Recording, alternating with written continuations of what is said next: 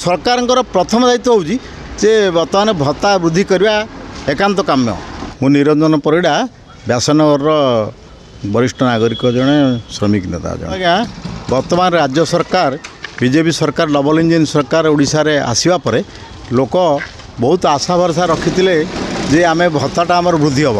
3000 टका भत्ता से संकल्प पत्र कही सरकार बीजेपी सरकार कही से निर्वाचन समय जे आम 1000 टका को 3000 करूँ 60 ରୁ 80 वर्ष पर्यंत वयस्क लोक मानकर 80 ରୁ अधिक 3500 करूँ ये सब प्रतिश्रुति देते 300 यूनिट मागणा देवु विद्युत बिल छाड़ करूँ आउ युवक मान निजुक्ति देवु ये सब विभिन्न प्रलोभन देखते ओडावासी देखते किंतु दीर्घ 20 मास होगला सरकार आसला बर्तमान सरकार कार्यकलाप जहाँ हो बर्तमान लोक आस्ते आस्ते बीजेपी उपर माने तांकर जो आशा भरसा थिला सेटा जना पड़ी कमिगला भाया कहीं ना सरकार जो प्रतिश्रुति देते ताको ठीक समय पालन करना जो भत्ता संघर्ष समिति जो आमर दाबी उठे जो यथार्थ दाबी 3000 3500 भत्ता देवाई से भत्ता को सरकार टालटोल नीति कर बर्तमान देखो आज्ञा ओडिशा सरकार जो बजेट अधिवेशन बर्तमान है 3,10,000 कोटी टंकार बजेट बर्तमान आगत पास भी बर्तमान 3,10,000 कोटी टंका बजेट जो आनी ये किसी कम नुहे तेणु ये बर्तमान ये भत्ता सरकार ओडिशावासी आशा भरोसा निश्चित पूर्ण हम किंतु सरकार आपको सुषम भाव में बंटन कला भाया कले सबू विभाग दायित्व ठीक भाव निर्वाह हम सरकार बर्तमान जो बजेट आनी ठीक भाव में खर्च भी करना तो गत वर्ष जो बजेट करते 2,90,000 कोटी टंका बजेट गत थर आनी से टंका भी एपर्यंत खर्च हो पारनी आहरी अनेक अच्छी बर्तमान तो आसी मार्च मास सरिया तो टंका खर्च होगा समय कहीं तो बर्तमान जो पुणी आगामी वर्ष जो आने 26-27 जो बजेट आनी से बजेट रे बर्तमान देखूँ जो विभाग को जो टंका दिखाई से टंका खर्च हम कि से लोक मैंने अच्छा माने गोटे भर आस्था ठीक रोने बर्तमान भत्ता बढ़िया कथा निहाती कहीं जो गरीब अवहेलित जो मैंने बुढ़ा बुढ़ी अंध जड़ा काल जो मैंने अच्छा अवहेलित अवस्था अच्छा से मैंने आशा करते बर्तमान जो क्रमवर्धिष्ठु जो दरदाम वृद्धि समय आम केमी सरकार आम दायित्व नियंतु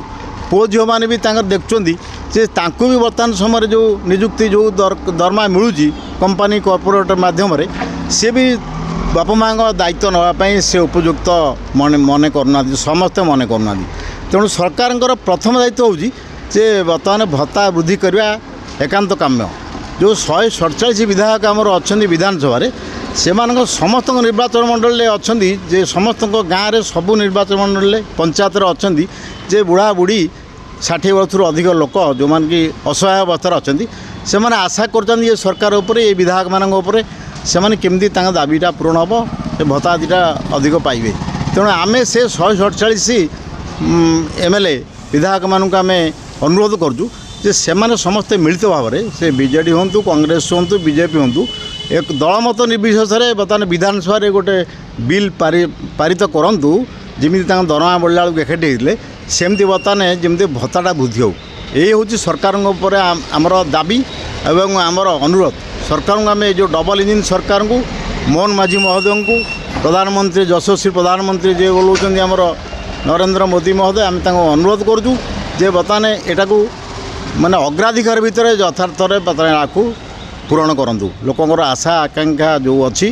बीजेपी सरकार उपरे से आगू को पंचायत इलेक्शन एटा प्रतिफलित हम तेणु आम ये आशा भरोसा रखिकी सरकार दाबी रखुचु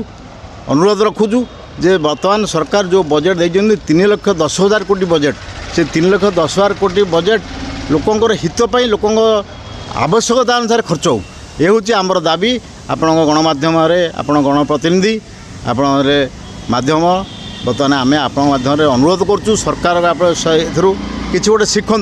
जे जो भरोसा आशा रखिकी 4.5 कोटी लोक